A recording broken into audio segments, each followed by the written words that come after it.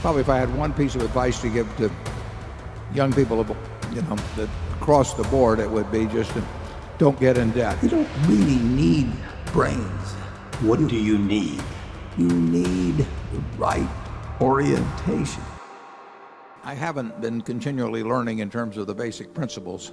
They were affected in a significant way by Charlie and Phil Fisher in terms of looking at the better businesses, but I didn't leave Graham behind on that.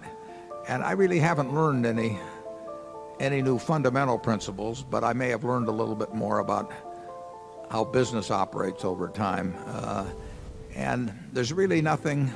I mean, you ought to get a investment framework that comes straight from, in my view, from the Intelligent Investor and from Phil Fisher, more from the Intelligent Investor actually.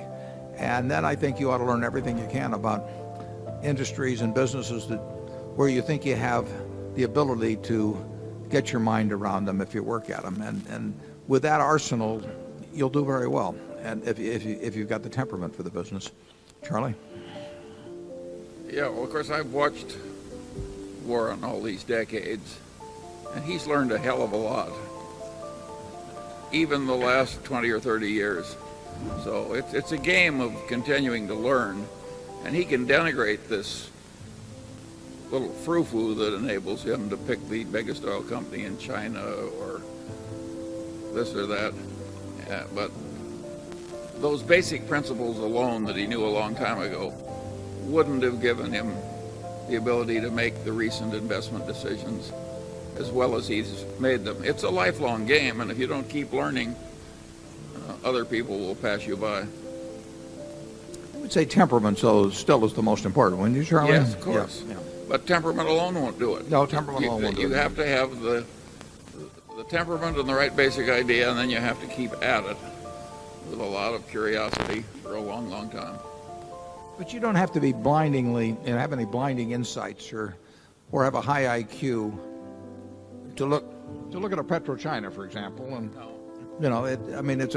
when you get a company that is doing 2.5 million barrels a day, that's 3.5% of the world, or 3% of the world's oil production.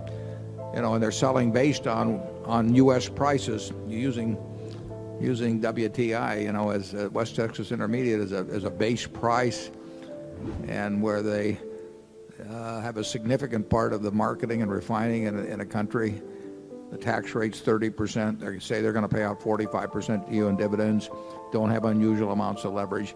If you're buying something like that at well under half maybe a third of what comparable oil companies are selling for, that's not high-level stuff. I mean, you have to be willing to read the reports. But I enjoy doing that. The financial concepts, we've obviously spelled out in the reports. Charlie's probably better on the life concepts than I am. It is true that I do believe in spending the time that I spend giving talks or answering questions, doing it with young people. I do, I'm sure, well over a dozen a year, and I just think that obviously young people are more receptive to change or to actually even forming habits that are going to be useful in life. And I think that people underestimate, until they get older, they underestimate just how important habits are and how difficult they are to change when you're 45 or 50, and how important it is that you form the right ones when you're young. But Charlie, what do you have to say on that? Well, all the trite stuff is what works. I mean, you avoid doing the really dumb things, like racing moving trains to the crossing, experimenting with cocaine, risking getting AIDS or other unfortunate ailments. There are just a lot of standard things that take people down, and you just give those a wide berth. And then you want to develop a good character and good mental habits, and you want to learn from your mistakes, every single one, as you go along. It's pretty obvious, isn't it? Yeah, we would say, even though we issue lots of credit cards and everything, we'd say if I had one piece of advice to give to young people, that across the board, it would be just to don't get in debt. the game plays a lot easier if you're a little bit ahead of the game than if you're behind the game. And Ben Franklin said that long ago in better terms, which Charlie can recite. But there's a real difference. I get letters every day from people that are in all kinds of financial trouble. Often it's health related, which is tragic. But very often it relates to debt. I mean, they get behind the game and they're never going to catch up. And often, it may surprise you, but often, I write these people. They're very decent people. They've just made mistakes, and I just tell them the best course is bankruptcy. I mean, they are not going to catch up, and they should start all over again, and they should never look at a credit card the rest of their life. I'm a bright guy who's terribly interested in what he does. I've spent a lifetime doing it, and I've surrounded myself with people that bring out the best in me. And you don't need to be a genius in what I do. That's the good thing about it. If I went into physics and a whole lot of other subjects, I'd be an also-ran. But I am in a game that you probably need 120 points of IQ, But 170 doesn't do any better than 120. It may do worse, probably do worse, but you don't really need brains. What do you need? You need the right orientation. 90% of the people, I'm pulling a figure out of the air, but 90% of the people that buy stocks don't think of them the right way. They think about something that they hope goes up next week.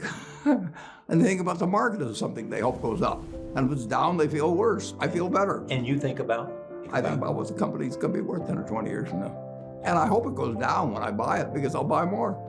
I try to keep my competitive spirit in a game where I can win. I do know this. When I want to do something, I always want to do it big. I know I'll win over time. Doesn't mean I'll beat everybody else or anything like that. But I'm in a game that's very, very, very easy if you have the right lessons in your mind about what you're buying. I'm not buying stocks. I'm buying pieces of overwhelmingly American business. And I'm happy when I'm doing it. I'm happier when stocks are going down because I can buy more of them with the same amount of money. I'd be happy if I was a farmer. I'd want farmland to go down so I could buy more acreage. It just makes sense. I'll tell you the second thing I really like. I like being trusted by people.